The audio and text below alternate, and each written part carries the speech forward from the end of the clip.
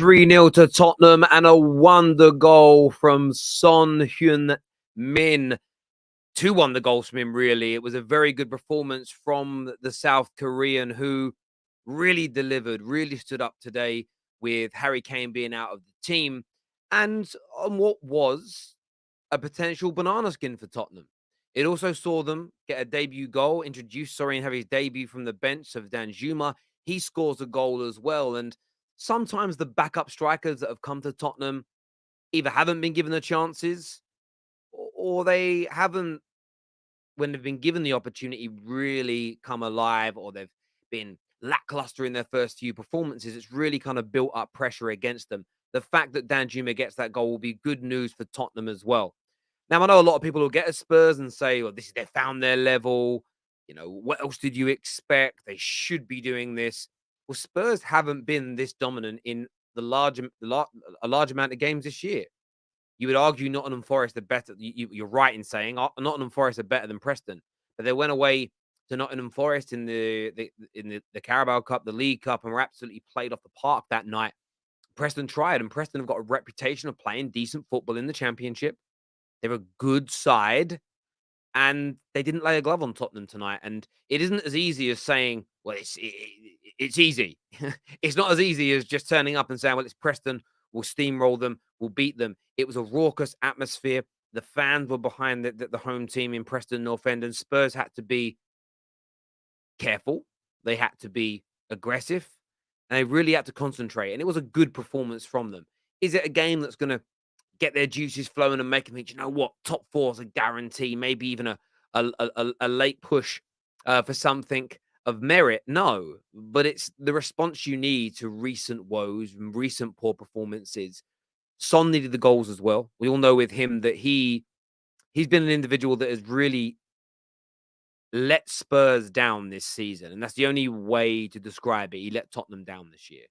He's had one good 45 minutes in the majority of the season, hasn't scored enough goals, hasn't created enough goals, and hasn't even been good enough in the build-up play. You know, this is if your attackers aren't scoring and they're not creating, you at least need them keeping shape and helping the team improve and the flow of the ball, the patterns of play sticking together. He hasn't done that very well either. It's almost been a shock to me that he's had so many games, but today he stepped up.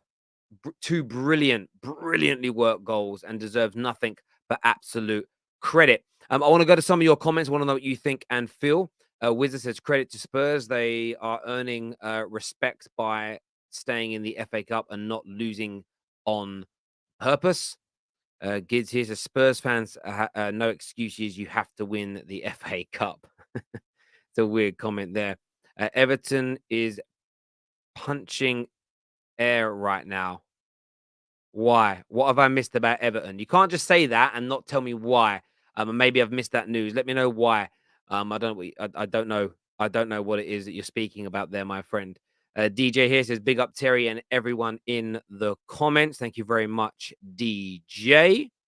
Spurs fans not disrespecting Son anymore. Well, I think Spurs fans have been absolutely right, King, to criticize the performances, criticize the lack of quality in the games from him, because he's been very, very poor. You can't escape that. He's been very, very poor. I think we live in a world maybe because of the way United and Arsenal have been in recent years, that it's almost seen as any kind of criticism is seen as abuse and wrong. It isn't. Criticism is fair and should be encouraged at all times. Jerome here says, second half FC again, but good goal from Son. Yeah, you were much better in the second half, there's no doubt. But I think you had to settle in the first half, ensure nothing bad happened. You were still the most dominant team in that first period as well. In the second half, though, a moment of brilliance early on from Son, and that was it. I mean, it was good. It was a good response, actually. To be fair to Preston, they came out and they tried. That allowed a bit more space for you to attack into, and you really punished them. Ryan here says people think bad form equals finished. Yeah, I mean, people do. I mean, look at Rashford. He was told, finished, he's done, he's over. Son can certainly come back and start scoring again, but that doesn't mean he shouldn't be criticized now. Equally, there are some people that see, no matter how, he's got so much credit in the bank, we shouldn't criticize him or call for him to be dropped. That's a mad notion to me. Mad notion for me.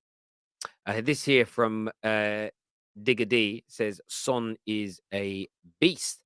Josh Smith says, big up Terry, happy with the second half.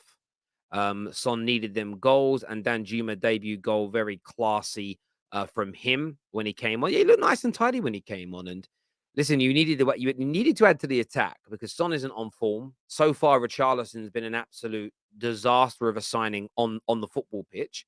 And sorry, I got a bit of a crook in my neck. And you certainly needed more. And you're going to get that now. You're absolutely going to get that now from Danjuma. Vasim here says, Terry, my man, just a quick question. You missed yesterday's match where headlines should have been Man City smash Arsenal. They didn't, though, my friend. They knocked them out, but Man City didn't smash Arsenal yesterday. A very narrow, close game that you won 1-0 isn't smashing someone. If you'd have been Pepper in the goal and only won 1-0, I might have said it, but you didn't smash anyone yesterday, my friend. Really happy to see Son has found his level. I was waiting for that. I was waiting for somebody to say that. I was waiting for that to come out of someone's mouth, if I'm being honest with you. Conte would love to win a cup and leave. Top 4 is still a real possibility. Look, Spurs can make the top 4. Of course they can. But if their performances don't improve on a consistent basis, they'll be written off. Because performances are your foundation. They're the bedrock of which you grow from. You can scrape results and come from behind. And that Man United went through 2 years of doing it under Ollie. But in the end, it crumbled apart. You need the performances, and the quality performances are substantial. It's why when a good team that's had multiple good performances loses a game or has a bad performance, their fans don't throw their toys out there, Prem. You always know when a fan base believes their performances are not good. When they lose a game, the reaction's really spiteful, really venomous. And that's because they're angry all the time, even though they're winning, because the performances aren't there. But the loss kind of throws them over the edge. When you're performing well and you have a bad defeat, you're annoyed, you may criticize, but then it all goes away. It's why, by the way, KJ's response to United losing against Arsenal was, for me, well over the top. It was almost, why are you so angry? I didn't quite get it. But that's just me. Terry is scared of what? Please tell me of what. I want to know. Jerome here says Son might be injured anyway. Danjuma has got a good start, but Richie injured again, paid so much money for nothing. And that's the thing. Availability is the best ability. I saw Faz, who's a United fan, talk about how he was talking to some academy players and they said that Martial's ball skills are the best in the training. I thought, great. It wasn't a dig at him, but for me, it's like, great. But if he ain't fit to play football matches, I couldn't care less. You know what I mean? And with Richarlison, I don't care about the hype. I don't care what he does. I wouldn't, if I was a Spurs fan, I don't care about the hype. I don't care about what he did at Everton. I don't care about what he does for Brazil. If he's not fit, available, and scoring for my team, I couldn't care less. I really couldn't care less. Jerome, I've seen he was in pain, but I doubt it is anything serious, is what Josh Smith. Yeah, I don't think he'll be out with anything serious. It was just a bit of a wince from him in that way. Terry will ask, will the Arsenal twerking on the channel stop? Not if you mean will I stop praising a top team? No, I won't. And you don't want me to become that biased fan who just says things because I'm a Man United fan I don't really believe.